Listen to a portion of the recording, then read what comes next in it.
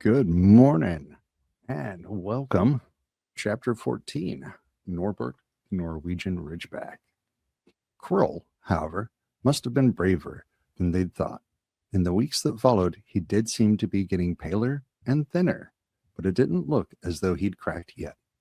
Every time they passed the third floor corridor, Harry, Ron, and Hermione would press their ears to the door to check that Fluffy was still growling inside. Snape was sweeping about in his usual bad temper, which surely meant that the stone was still safe. Whenever Harry passed Quirrell these days, he gave him an encouraging sort of smile. Ron had started telling people off for laughing at Quirrell's stutter. Hermione, however, had more on her mind than the Sorcerer's Stone. She had started drawing up study schedules and color-coding all her notes. Harry and Ron wouldn't have minded, but she kept nagging them to do the same. Hermione, the exams are ages away. 10 weeks, Hermione snapped. That's not ages. That's like a second to Nicholas Flamel. But we're not 600 years old, Ron reminded her. Anyway, what are you studying for? You already know it all. What am I studying for? Are you crazy? You realize we need to pass these exams to get into the second year? They're very important. I should have started studying a month ago. I don't know what's gotten into me. Unfortunately, the teachers seem to be thinking along the same lines as Hermione. They piled so much homework on them that the Easter holidays weren't nearly as much fun as the Christmas ones. It was hard to relax with Hermione next to you reciting the 12 uses of dragon's blood or practicing wand movements. Moaning and yawning, Harry and Ron spent most of their free time in the library with her, trying to get through all their extra work. I'll never remember this, Ron burst out one afternoon, throwing down his quill and looking longingly out of the library window. It was the first really fine day they've had in months. The sky was a clear, forget-me-not blue, and there was a feeling in the air of summer coming. Harry, who was looking in 1,000 magical herbs and fungi, didn't look up until he heard Ron say, "Hagrid, what are you doing in the library?" And with that, we take a sip of coffee, which I promptly spilled all over myself. If you know me in real life. Yep, I'm still me. Hagrid shuffled into view, hiding something behind his back. He looked very out of place in his moleskin overcoat. "Just looking," he said in a shifty voice that got their interest at once. "And what are you lot up to?" He looked suddenly suspicious. "You're not still looking for Nicholas Flamel, are you?" Well, they weren't. They were studying. "Oh, we found out who he is ages ago," said Ron impressively. "And we know what the dog's guarding. It's a sorcerer's Shh. Hagrid looked around quickly to see if anyone was listening. "Don't go shouting about it. What's the matter with you?" "There are a few things we wanted to ask you, as a matter of fact," said Harry, "about what's guarding the stone apart from Fluffy." "Shh," said Hagrid again. "Listen, come and see me later. I'm not promising I'll tell you anything, mind, but don't go rabbiting about it in here. Students aren't supposed to know. They'll think I've told you." "See you later, then," said Harry. Hagrid shuffled off. "What was he hiding behind his back?" said Hermione thoughtfully. "Do you think it had anything to do with the stone?" "I'm going to see what section he was in," said Ron, who had enough of working. He came back a minute later with a pile of books in his arms and slammed them down on the table. "Dragons," he whispered. Hagrid was looking up stuff about dragons. "Look at these.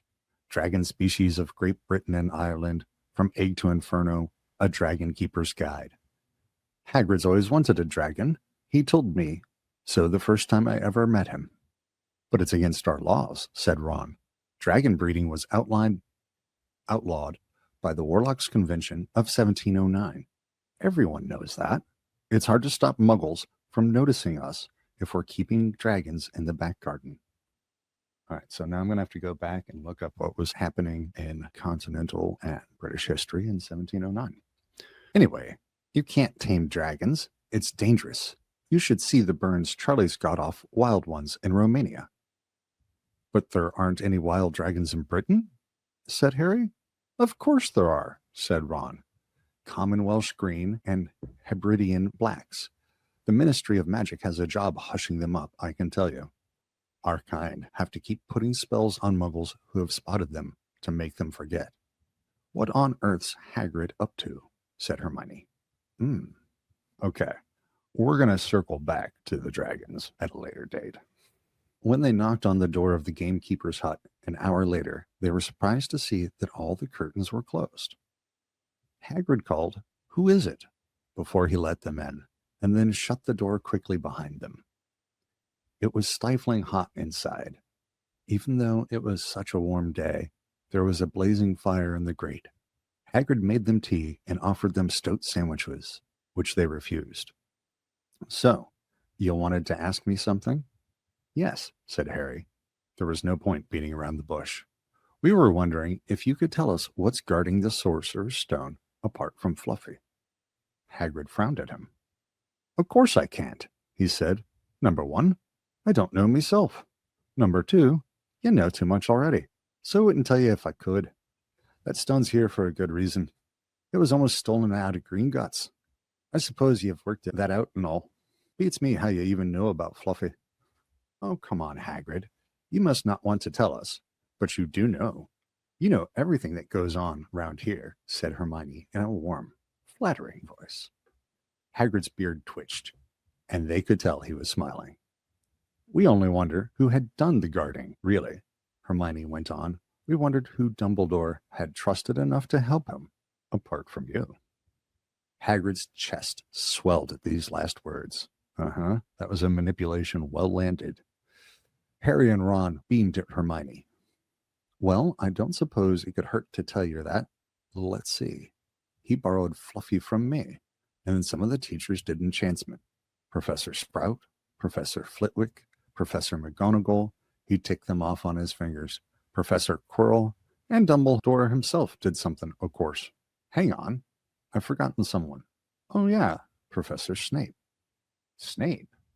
"Yeah, you're not still on about that, are you? Look, Snape helped protect the stone. He's not about to steal it." Harry knew Ron and Hermione were thinking the same as he was. If Snape had been in on protecting the stone, it must have been easy to find out how the other teachers had guarded it. He probably knew everything, except, it seemed, Quirrell's spell and how to get past Fluffy. "You're the only one who knows how to get past Fluffy, aren't you, Hagrid?" said Harry anxiously. "And you wouldn't tell anyone, would you? Not even one of the teachers?" "Not a soul knows except me and Dumbledore," Hagrid said proudly. "Well, that's something," Harry muttered to the others. "Hagrid, can we have a window open? I'm boiling." "Can't, Harry. Sorry," said Hagrid. Harry noticed him glance at the fire. Harry looked at it too. "Hagrid, what's that?" But he already knew what it was. In the very heart of the fire, underneath the kettle, was a huge black egg. "Ah," said Hagrid, fiddling nervously with his beard. "That's, Where did you get it, Hagrid?" said Ron, crouching over the fire to get a closer look at the egg. "It must have cost you a fortune." "Won it," said Hagrid, "last night. I was down in the village having a few drinks and got into a game of cards with a stranger. Think he was quite glad to get rid of it, to be honest." "But what are you going to do with it when it's hatched?" said Hermione. "Well, I've been doing some reading," said Hagrid, pulling a large book from under his pillow. "Got this out of the library. Dragon Breeding for Pleasure and Profit. It's a bit out of date, of course, but it's all in here. Keep the egg in the fire, cause their mothers breathe on them, see? And when it hatches, feed it on a bucket of brandy mixed with chicken blood every half hour. And see here, how to recognize different eggs. That's what I got. There's a Norwegian Ridgeback. They're rare, them." He looked very pleased with himself, but Hermione didn't. "Hagrid, you live in a wooden house." But Hagrid wasn't listening. He was humming merrily as he stoked the fire. So now they had something else to worry about. What might happen to Hagrid if anyone found out he was hiding an illegal dragon in his hut? "Wonder what it's like to have a peaceful life," Ron sighed, as evening after evening they struggled through all the extra homework they were getting. Hermione had now started making study schedules for Harry and Ron too. It was driving them nuts. Then, one breakfast time, Hedwig brought Harry another note from Hagrid. He had written only 2 words. It's hatching. Ron wanted to skip herbology and go straight down to the hut. Hermione wouldn't hear of it. Hermione, how many times in our lives are we going to see a dragon hatching? We've got lessons, we'll get into trouble, and that's nothing to what Hagrid's going to be in when someone finds out what he's doing. Shut up, Harry whispered. Malfoy was only a few feet away, and he had stopped dead to listen. How much had he heard? Harry didn't like the look on Malfoy's face at all. Ron and Hermione argued all the way to herbology, and in the end, Hermione agreed to run down to Hagrid's with the other 2 during morning break. When the bell sounded from the castle at the end of the lesson, the 3 of them dropped their trowels at once and hurried through the grounds to the edge of the forest. Hagrid greeted them, looking flushed and excited. It's nearly out. He ushered them inside. The egg was laying on the table. There were deep cracks in it. Something was moving inside. A funny clicking noise was coming from it. They all drew up their chairs to the table and watched with bated breath. All at once, there was a scraping noise, and the egg split open. The baby dragon flopped onto the side. It wasn't exactly pretty. Harry thought it looked like a crumpled black umbrella. Its spiny wings were huge compared to its skinny jet body, and it had a long snout with wide nostrils, the stubs of horns, and bulging orange eyes. It sneezed. A couple of sparks flew out of its snout. Isn't he beautiful? Hagrid murmured. He reached out a hand to stroke the dragon's head. It snapped at his fingers, showing pointed fangs. Bless him. Look, he knows his mommy, said Hagrid. Hagrid, said Hermione, how fast do Norwegian Ridgebacks grow exactly? Hagrid was about to answer when the color suddenly drained from his face. He leapt to his feet and ran to the window. What's the matter?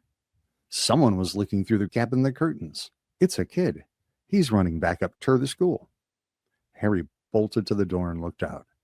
Even at a distance, there was no mistaking him. Malfoy had seen the dragon. If you think about the series, Hagrid certainly seems to have a bit of a wounded caregiver archetype, and he puts his love into things that he ought not, because they are not only capable of hurting him, but they're a danger to others. We'll also have some thoughts about Hagrid's hut a little later in the series, around book 3 or 4. Something about the smile lurking on Malfoy's face during the next week made Harry, Ron, and Hermione very nervous. They spent most of their free time in Hagrid's darkened hut, trying to reason with him. Just let him go, Harry urged. Set him free. I can't, said Hagrid. He's too little. He'd die. They looked at the dragon. It had grown 3 times in length in just a week. Smoke kept furling out of its nostrils. Hagrid hadn't been doing his gamekeeping duties because the dragon was keeping him so busy. There were empty brandy bottles and chicken feathers all over the floor. This is unsustainable. This is not something that Hagrid can do with his current support systems. I've decided to call him Norbert, said Hagrid, looking at the dragon with misty eyes. He really knows me now. Watch. Norbert? Norbert? Where's Mommy? He's lost his marbles, Ron muttered in Harry's ear. Hagrid, said Harry loudly, give it 2 weeks, and Norbert's going to be as long as your house. Malfoy could go to Dumbledore at any moment. Hagrid bit his lip. I know I can't keep him forever, but I can't just dump him. I can't. Harry suddenly turned to Ron. Charlie, he said. You're losing it too, said Ron. I'm Ron, remember? No, Charlie. Your brother Charlie, in Romania, studying dragons. We could send Norbert to him. Charlie can take care of him and then put him back in the wild. Sorry about that. I had to reboot my computer. Everything died and locked up. I was fixing to go into full IT repair mode, but since the stream is still running, I guess let's do it. And I'll rebuild on the fly. And things do work.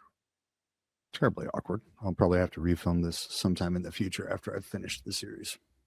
And that is annoying. All right, so where was I? Charlie. Charlie can take care of him and then put him back in the wild. Brilliant, said Ron. How about it, Hagrid? And in the end, Hagrid agreed that they could send an owl to Charlie to ask him. The following week dragged by. Wednesday night found Hermione and Harry sitting alone in the common room, long after everyone else had gone to bed. The clock on the wall had just chimed midnight when the portrait hole burst open. Ron appeared out of nowhere as he pulled off Harry's invisibility cloak. He had been down at Hagrid's hut, helping him feed Norbert, who is now eating dead rats by the crate. Ew. It bit me, he said, showing them his hand, which was wrapped in a bloody handkerchief. I'm not going to be able to hold a quill for a week. I tell you, that dragon's the most horrible animal I've ever met. But the way Hagrid goes on about it, you'd think it was a fluffy little bunny rabbit. When it bit me, he told me off for frightening it. And when I left, he was singing it a lullaby. Okay, so not a healthy perspective here from Hagrid.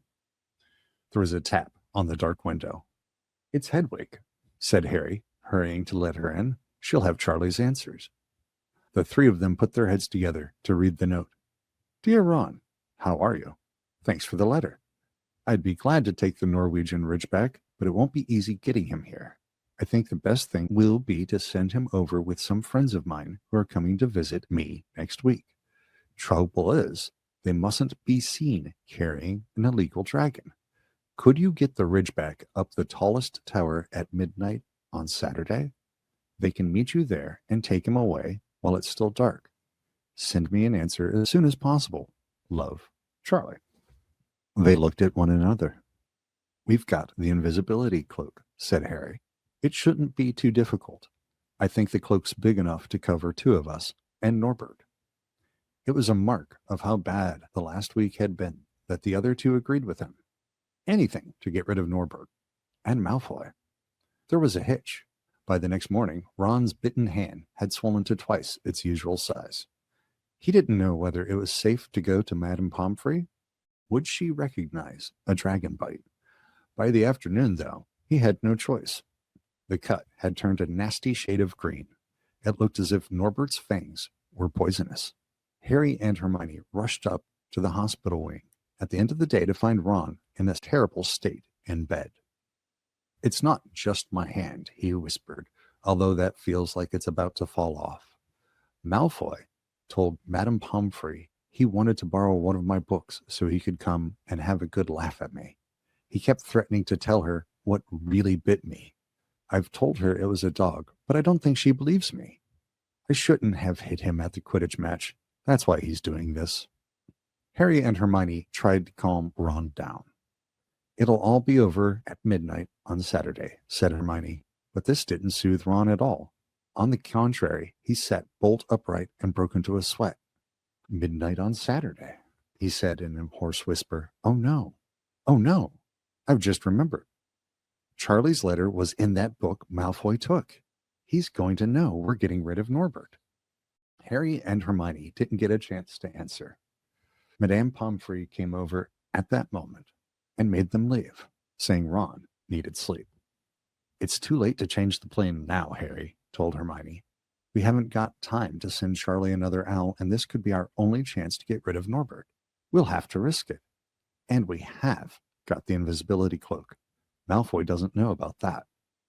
They found Fang the boarhound sitting outside with a bandaged tail when they went to tell Hagrid, who opened a window to talk to them. Fang with a bandaged tail. The dragon is a danger to Hagrid and everybody else. I won't let you in, he puffed. Norbert's at a tricky stage. Nothing I can't handle. When they told him about Charlie's letter, his eyes filled with tears, although that might have just been because Norbert had just bitten him on the leg. It's all right. He's only got my boot.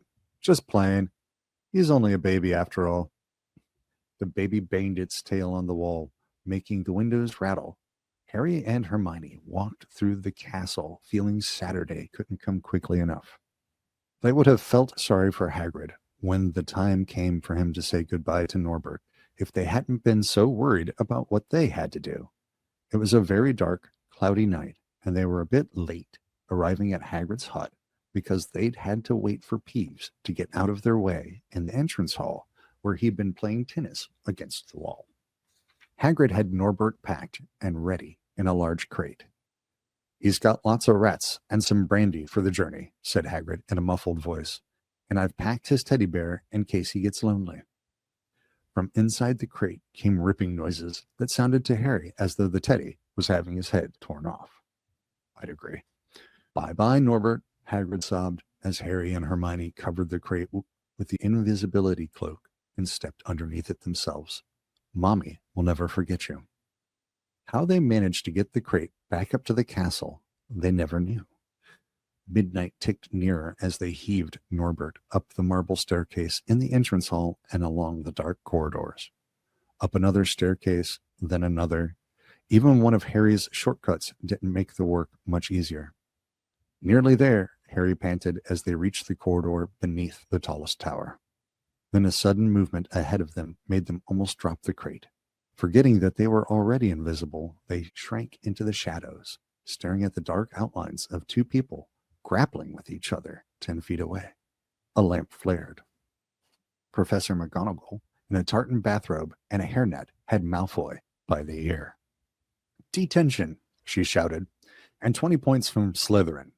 Wandering around in the middle of the night. How dare you?" "You don't understand, Professor. Harry Potter's coming. He's got a dragon." "What utter rubbish! How dare you tell such lies? Come on. I shall see Professor Snape about you, Malfoy." The steep spiral staircase up to the top of the tower seemed the easiest thing in the world after that. Not until they stepped out into the cold night air did they throw off the cloak, glad to be able to breathe properly again. Hermione did a sort of jig. "Malfoy's got detention. I could sing." "Don't," Harry advised her. Chuckling about Malfoy, they waited. Norbert thrashing about in his crate. About 10 minutes later, 4 broomsticks came swooping down out of the darkness. Charlie's friends were a cheery lot. They showed Harry and Hermione the harness they'd rigged up so they could suspend Norbert between them. They all helped buckle Norbert safely into it, and then Harry and Hermione shook hands with the others and thanked them very much. At last, Norbert was gone. They slipped back into the spiral staircase, their hearts as light as their hands, now that Norbert was off them. No more dragon. Malfoy in detention. What could spoil their happiness? The answer to that was waiting at the foot of the stairs. As they stepped into the corridor, Filch's face loomed suddenly out of the darkness. "Well, well, well," he whispered. "We are in trouble." They'd left the invisibility cloak at the top of the tower.